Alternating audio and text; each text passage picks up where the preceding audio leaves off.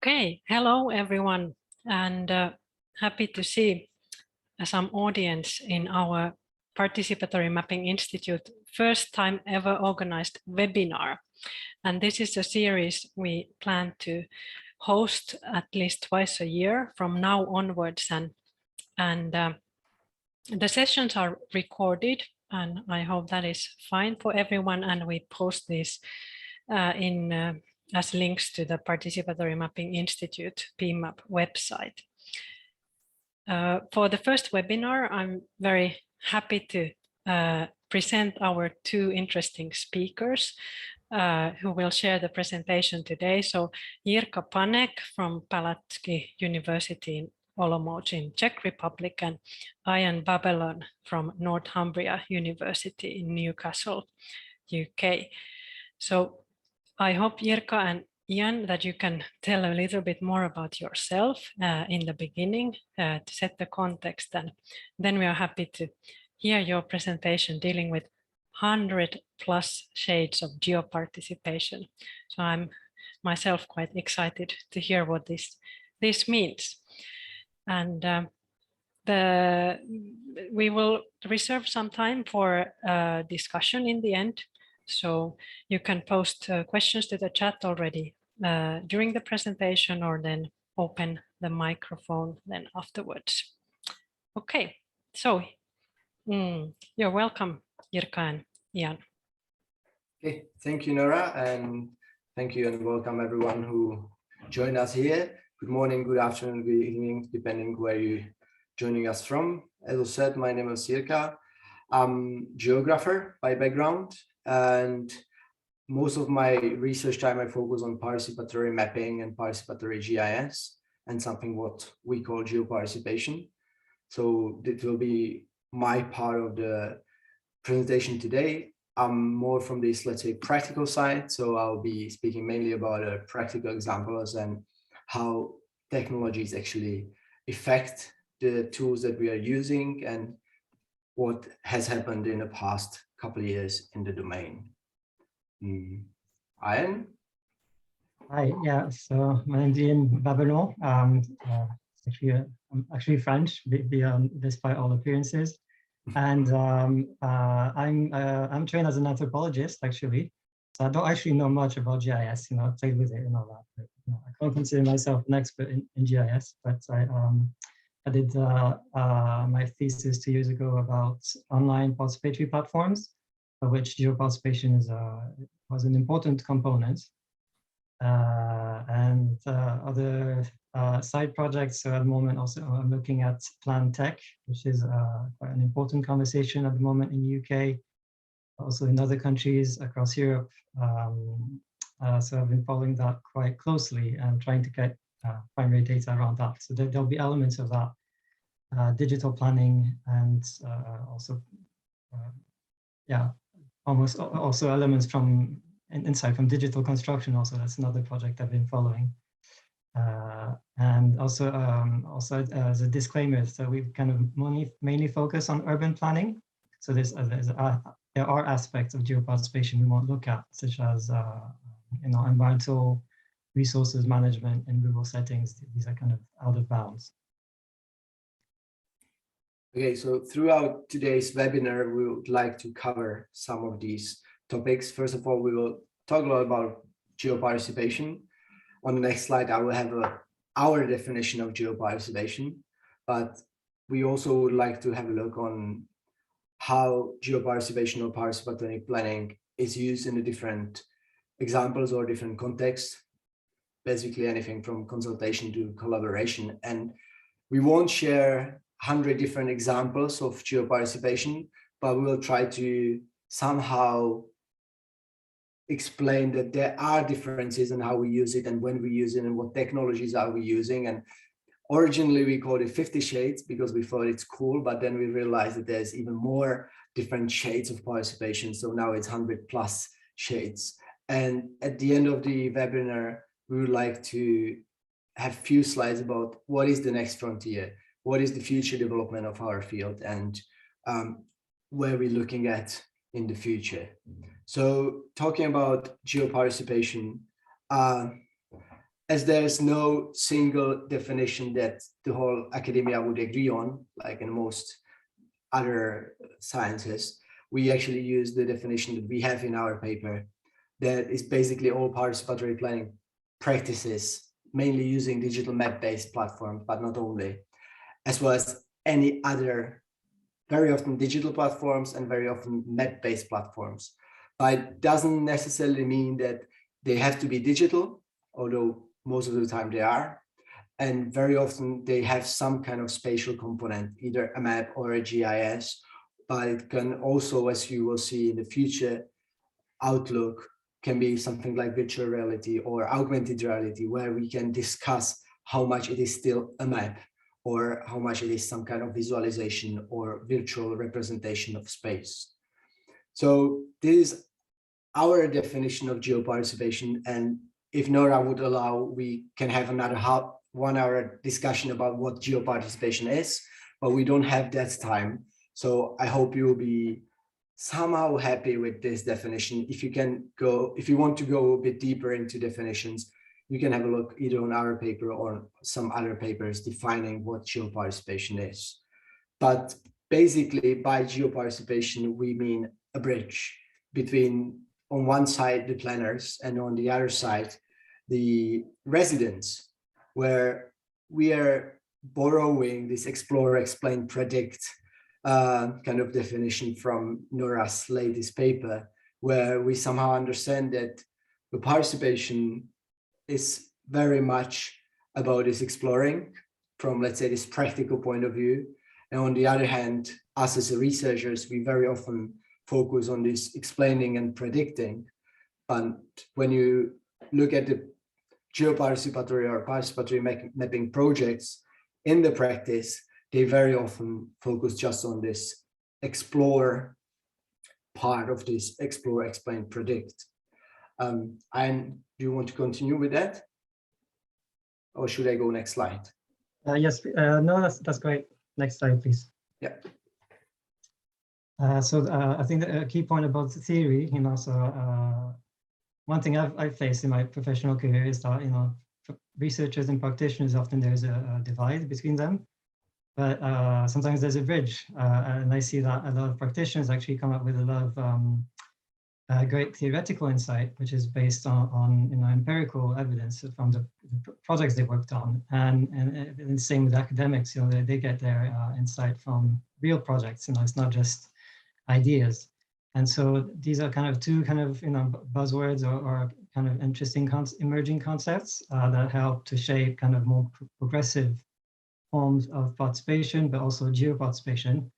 So for example, public engagement 3.0 or community engagement 3.0. So David Biggs at MetroQuest wrote this blog post in 2015.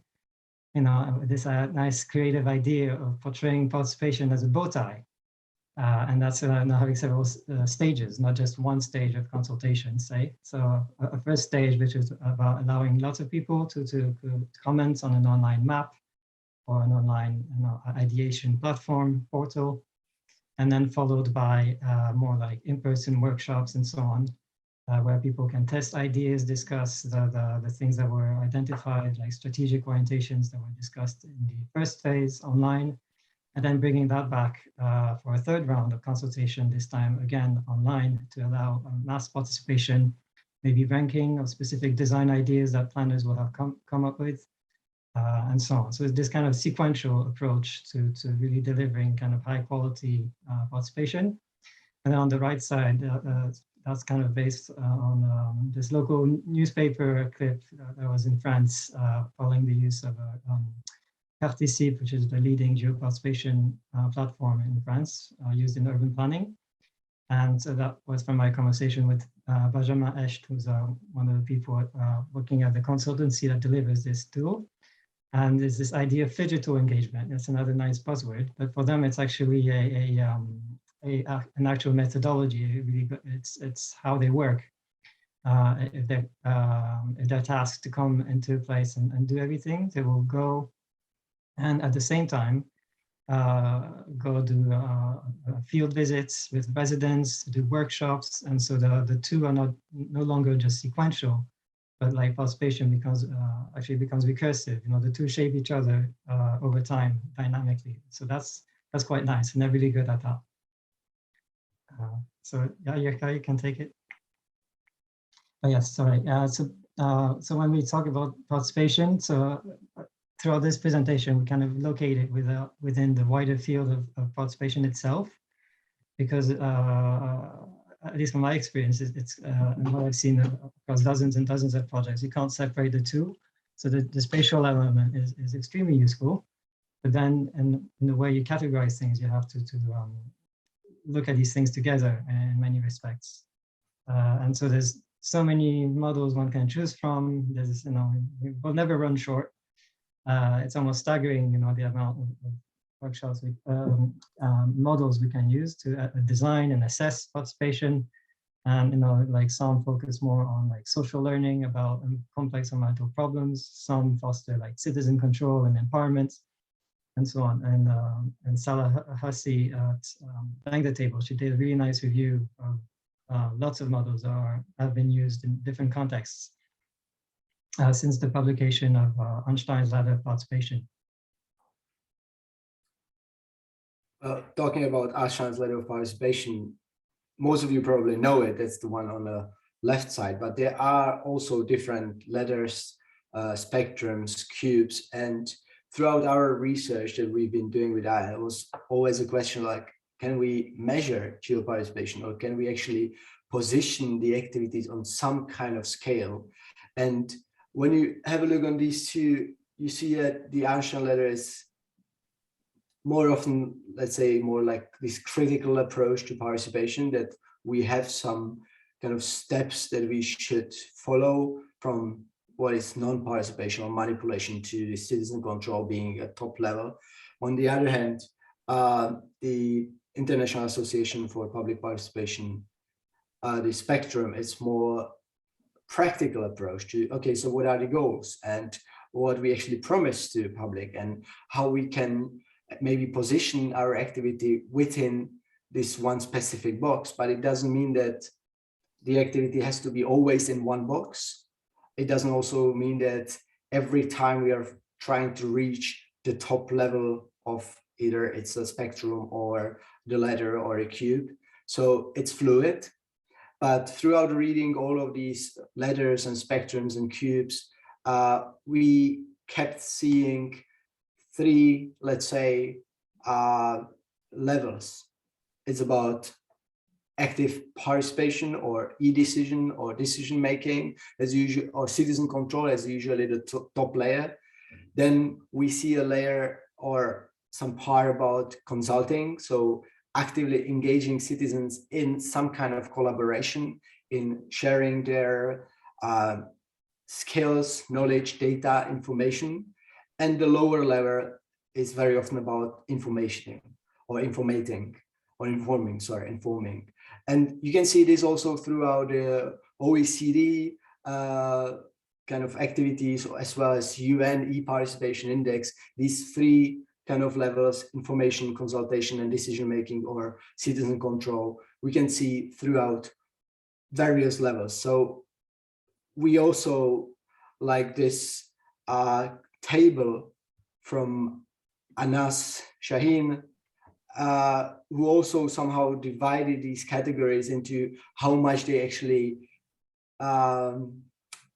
work with governments. So is it like self-organized tools, or in this case is this decision-making power or citizen control, or are these interactive tools where we have this two-way collaboration or communication, or is it just one-way information or one-way delivering the data from the government towards the citizens without any actually feedback or the evaluation or reflection within this sense? So you can see that there are different ways how you can look at the geoparticipation or participatory planning tools, but they very often follow this simplified three categories: information, consultation, and citizen control or citizen decision making. And okay, now I can't click, sorry. I'm sorry for technical difficulties. Yes, that's it. Ian. Yeah, so this is one really nice model, really looking at, that really looks at a lot of different geoparticipation tools, specifically for green infrastructure planning. And we have one of the authors, I think, in the audience. And so I won't say too many things unless I should say something, that's not quite appropriate. But then the key point here, so this is really great, showing, how this spectrum of enabling and less and more like top-down or guided by government. But then I guess from our perspective also, it's that idea of community empowerment, community self-organization.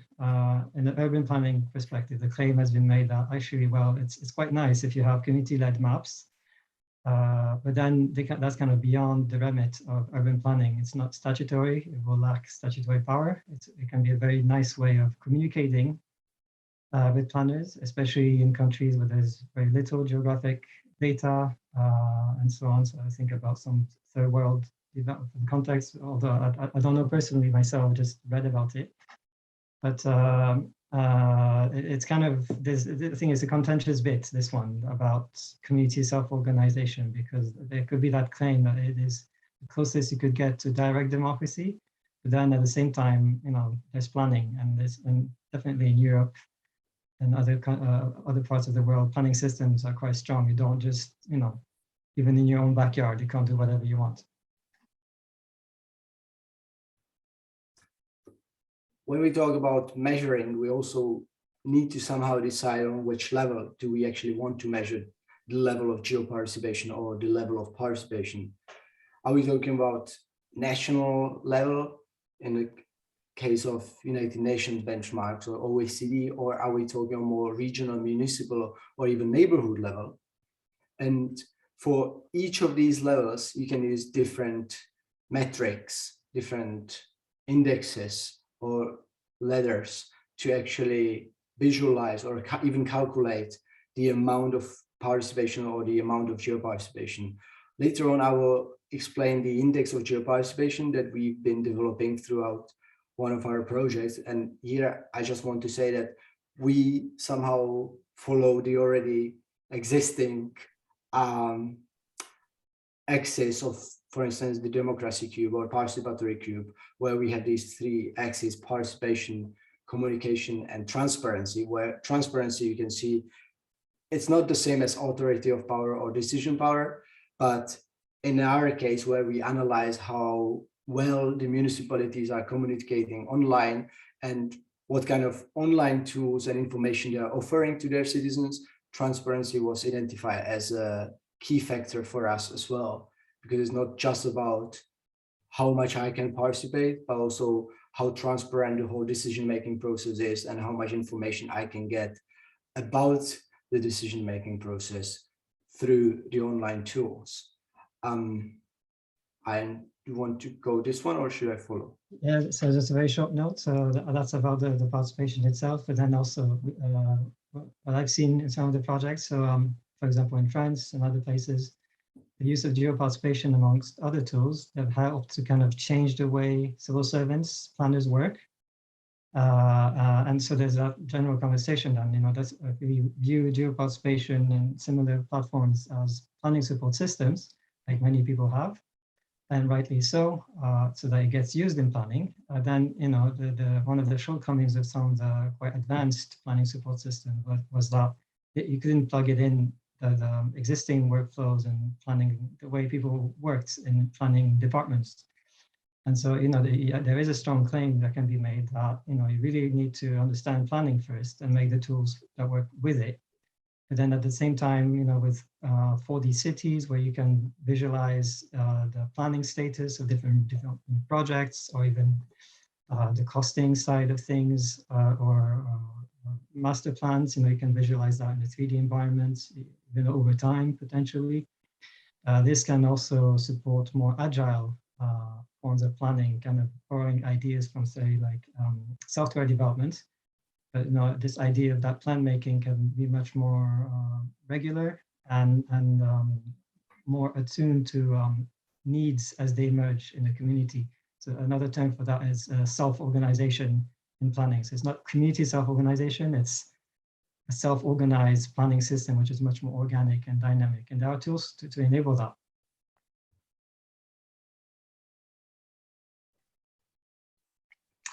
And so so I'll take this one. If we measure, we have all these tools. So basically, it's kind of this existential thing, you know, geoparticipation. What is it? Well, how do you tell? Well, you need a model to do that. But then, yes, that's great. But then everyone uses different models, and different cities come up with their own because it works for them. And then how do you compare the different models? Because what do you compare when you compare geoparticipation? So it kind of goes around in circles in a way. But unless one does a systematic approach to research and uses the same approach throughout, I think these are things that come up. And definitely, you know, every model as a concept is an abstraction of reality. So different models work differently. So some people have combined different models. For example, Davis and Andrew have suggested what could use to operationalize a critical pragmatic approach, for example, as advocated by John Forrester. You know, we could potentially try to combine Einstein's ladder of participation and the IAP2 spectrum.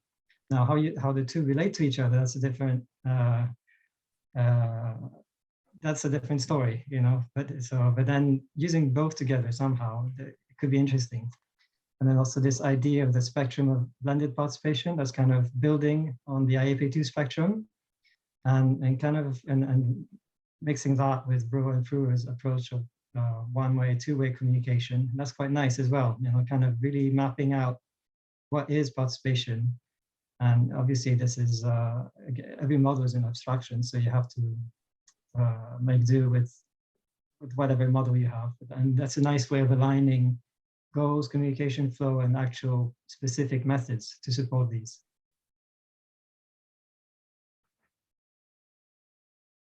And then here are a few slides from France, because I thought I've looked at so many projects I've followed over the years from France, and I've seen the market grow. Like, for example, I don't know if you know this digital portal called Citizen Lab. I started my PhD. When they started, they founded their company, and now there's 40, 50 of them all over the place across the world. And there's been something similar in France, where you had a few councils across France that were kind of pioneers. Renowned to be pioneers. So one of the first ones was the city of Paris, you know, and these were the first ones to adopt digital portals for engagement. And then since 2015, it's gone like a forest fire. You know, everyone's using them, everyone's doing participatory budgeting, and so they're building these national networks of community engagement professionals, and they really, the stakes, for example, in France, this is just an example. Everything's very political, you know, it's just the way things are in France, you know, and so that's a big stake, and definitely participation is extremely political, and it might not be in other countries, and so you really need consistent terminology. Civil servants really want to do a good job. They're very dedicated, so they want to learn from each other, through peer learning, and that's as a way, definitely in France. Public participation is seen as a really powerful way of kind of counteracting democratic deficit. And clearly we can see with big national politics, it's a big issue. So the local politics is, and the governance, geoparticipation is playing a role towards making things more transparent and so on. And the spatial scales where this has been happening most is from the neighborhood to the metropolitan scale. It hasn't been happening more widely. And what's both a challenge and an opportunity for countries like France is that the number of policies that planners and other people in councils have to, there's different spatial layers of governance and policy making. There's just so many policies, they can't implement any of them like properly, you know, in a way. This is exaggerating things, but people do speak a lot of the Napolitan or millefeuille of governance and participation, policy making, is because it's just so complex. And so the good thing with the geospatial component, spatial component, is that you can map a lot of different policies and you can engage with people just in a single instance across lots of different policies. So it's both a challenge and opportunity, at least as I've seen it for France. Next slide, please. And so this is just to share, like, how they go about it. From what I've seen, speaking with consultants and civil servants, just the classic matrix that you can, get your hands on, whatever you can get. And some of the more progressive approaches to participation and geoparticipation I've seen are kind of beyond the radar of international academic research, I feel, which is public participation charters, really clearly laying out, this is how we do participation. And cities in the US, like city of Longmont and so on, and Boulder, and lots of cities in France are doing it. And really makes, because participation is so political, it kind of helps to kind of, shield people from all these abuses and really align communication in a nice way, and while improving design as well as benchmarking over time. And this is more of it. This is just to show that there are professional networks that really do the work of analyzing thoroughly through peer learning and through providing best practice, and really drilling down to every single component of participation. What is it? How do you assess it, measure it, and so on? So that's really, it's all like professional people, they don't publish. And then the same, you also have public consultancies that help local councils assess internally the value and impact of participation. So when I talked mainly about how we can actually measure it and assess it, etc., we tried to measure the state of geoparticipation in the Czech Republic on the municipal level.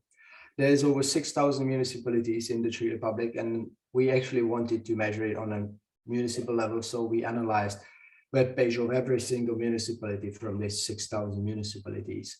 And our focus was mainly on what tools, data, and information is available online to the citizens. So I won't be describing the whole research here because that would take another half an hour. But if you're interested in either methodology, that's the paper on the left side, or the data, the paper on the right side, both is open access. So feel free to have a look at it. All the data that we've collected, we publish as an open data. So I would actually be interested if someone can do something similar in your country or your region, and we can maybe compare how the municipalities are behaving differently and what are the aspects or what are the components of successful geoparticipatory projects on a different level. We can compare it by the size of the municipality, maybe the income of the municipality, the the amount of people below the poverty line, etc. So this is just a small example how we try to measure geoparticipation, but in the same time, we can't always measure it directly because we just don't have the data about the citizens who actually use the tools. Very often, as I answered before, the demographics are self-reported. Sometimes you have the apps where you need to log in throughout your ID or some kind of data, personal data, but very often when you have a web-based or online services, it's self-reported demographics. So we don't actually know exactly who the people are behind the screens. We just need to trust that these people are who they claim to be. And in the same time, we don't have a data about where they actually are. We can have some census data from a state where these people live, but very often we don't have a time where they spend their active time throughout the day. In some countries, you can get or buy data from the network operators, but it's not always that easy or that cheap. So the big question is actually public participation representative, or does it have to be, or how we can make it representative? And when I spoke last time about measuring geoparticipation, I got a very good question from René Sieber. I don't know if René is here. René, if you're here, hi. Jirka, how you can measure geoparticipation if participation is about distribution of political power? How you want to measure political power? And this last time killed my presentation on the second slide. So here it's slide 18, not slide 2. But yeah, we can't really measure political power because that's not, we can't do it. And it's true that already Einstein talked about participation being the redistribution of power. So the attempts of our measurement is maybe the opportunities for geoparticipation, or maybe the space for participation, but we can't really measure the real participation because we don't have tools or opportunities to measure how these activities were really fulfilled, at least not on a large scale. We can do it maybe on the case studies, but not as we've been doing it on, let's say, the whole municipal level. Most of the slides in our presentation are our own original, but we also borrowed one slide from Caitlin from her presentation in April. Thank you, Caitlin, for allowing us using your slide. And we actually liked your presentation because Caitlin, in her dissertation, kind of highlighted key and practical ethical considerations what we need to take into account when analyzing web-based geospatial tools. That there are some technical barriers that we should be aware of, as well as cost and data barriers, but we should not forget about thinking about the skills, not only the users, but also people on the other side, people at the administration, as well as privacy and trust. And there are different critical factors that we need to be aware of. And there has been some research done on what are the critical success factors on different geo-participatory tools or geo-crowdsourcing tools, or however you want to name it. And very often it's basically a mix of whatever comes to your mind when you think about the optimal online platform. It's everything from design and data privacy to actually interaction and financial capital, but also it very often links to who is behind the platform. Can we trust it? And will the government actually use the data? Will there be a two-way communication, or is it just another activity before the elections? So if we want to build a successful participatory or geo-participatory platforms, we need to look at these success factors and go very deeply into step-by-step actually guide or checkboxes. Is our platform fulfilling the criteria? Are we doing it right? And this is partly something what Mia and others tried in our latest paper, where it's called Between Consultation and Collaboration, where we analyzed about 25 different web-based geoparticipatory projects. Again, the paper is open access, so you can download it, have a look at it. And our idea was to look at different platforms across different countries, across different continents, and try to analyze what are the main objectives. Why are actually local governments using the platforms to engage citizens in participatory planning or urban planning, and what they are using it for. And I will introduce it to you a bit more in depth. Yeah, so kind of briefly, so we just had those 25 projects, so it kind of was downscaled. We had 50 Shades at one point, the international participatory mapping conference, and then peer reviewing happened, and so pretty much we ended up with whatever we could get out there. But we did have, it was not a representative sample, but we did have a wide range of projects on an international level, looking at a very wide range of types of projects, but also tools. So it's one of a kind, that paper. It's you can call it a pilot study, if you will, if that's what you need to do to publish it. And then, but then, through that indication, as we saw, it's a good indication of the diversity of uses of geoparticipation out there in urban planning. And yeah, so I don't know, maybe for early career researchers out there, don't just use surveys, because it's nice to do. We use interviews and surveys in the same way, but because our surveys weren't representative, then, that's it. So anyways, let's keep them separate. That seems to be the status quo. Next slide. So just to show you the variety of different participatory mapping platforms that we've been using, or we've been analyzing throughout the projects from France, Czech Republic, Finland, UK. They look pretty much similar most of the time with the different functionalities, but what were the main findings that we actually encountered and we've written in the paper? Basically, it really depends on a specific case, what they are using the platforms and the tools for. It can be anything from planning to negotiating to consulting. It really also depends on which stage of the process the platforms has been implemented. It also depends on the size of the city or the area, and also what is the foreseen engagement, or what is the aim that we want to use the platform for. Do you want to continue, or should I continue, Anne?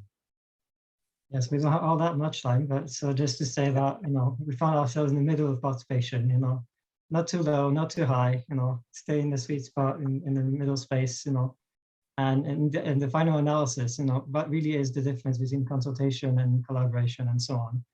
In consultation in the public and the British sense, it can be quite good. It's not just one way necessarily. So really that begs the question, how do these categories grow in professional minds as they do the work? And I think that's that kind of knowing by doing, and I think that there's something there that could be investigated more in both academic but also practical perspective. And so, so we have nuance, as I said, so you need models to understand what, it's kind of this existential thing. How do you determine a shade? Well, in terms of diversity, so we had, we talk about that, but then also in terms of the models, the best models, you have to be kind, have to be kind to them. You can't be too critical, even with the most critical models. There's overlaps between things. It's like this. I think Weber's notion of the concept in sociology, the idea is an abstraction of reality. It's as far as it gets. And then diversity, so place matters. So not just from a scientific point of view, which would be a truism, but then also it's difficult to do anywhere. So that I think that practical dimension is really important and accounts for a lot of diversity, including the ways professionals assess things. And then shades, if we play puns, shades are also things you put on your nose, and then the different colored lenses. And like Donna Haraway said, situated knowledge is a view from somewhere. And so, what is it we're trying to do? We're trying to make geoparticipation work in planning, like planning support systems that, save the day.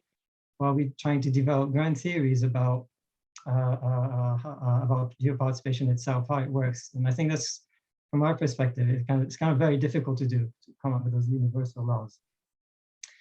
And so, this idea about reflexivity, so the best standpoints are the ones where people can stand back from their own standpoints. And ironically enough, geoparticipation is about involving citizens, but their views, as we mentioned earlier, about the processes themselves. Their views are actually the hardest to garner to collect for both practical and ethical reasons. So again, from a more practical side, I will not show you 100 examples of emotional maps, but just see how diverse the whole tools and platforms of participatory planning can be, from analog, where we can play with pins and pencils and stickers and transparent layers. That's the one that is changing on a right bottom corner, where you can have a just transparent layer over the map and people can draw on that maps.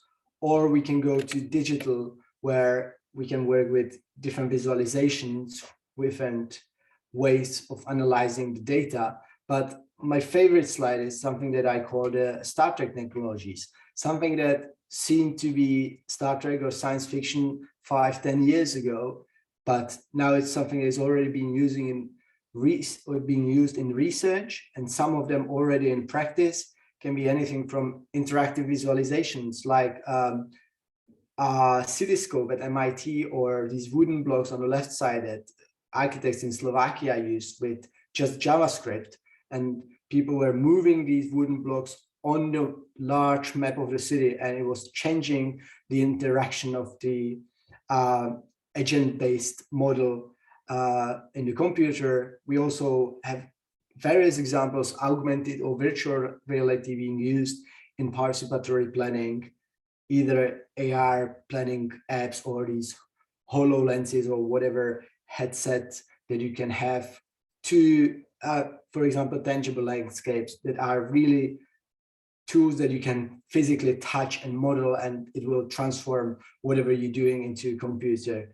The usability of this, let's say for community planning, maybe for further questioning, but these technologies were really Star Trek technologies 5-10 years ago, and now they are in practice. So what is the next frontier? Where we will go?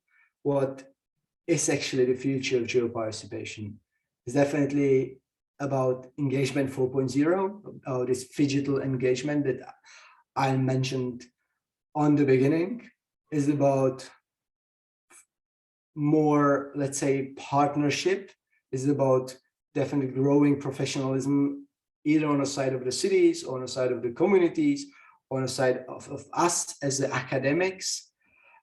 Cities and governments are more using location-based data and location-based services to deliver the needs or figure out what the citizens actually need.